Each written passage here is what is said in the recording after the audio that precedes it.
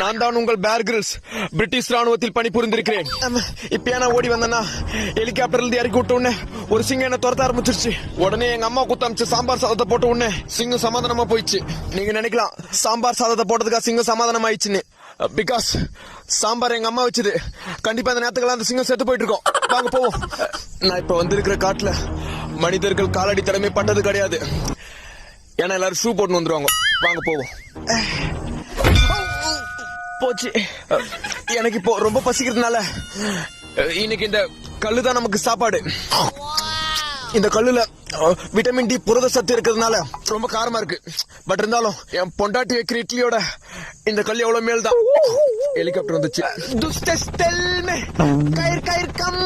கிளம்ப வேண்டிய நேரம் வந்துடுச்சு. கயிறு அறுந்துச்சுடா. கயிறு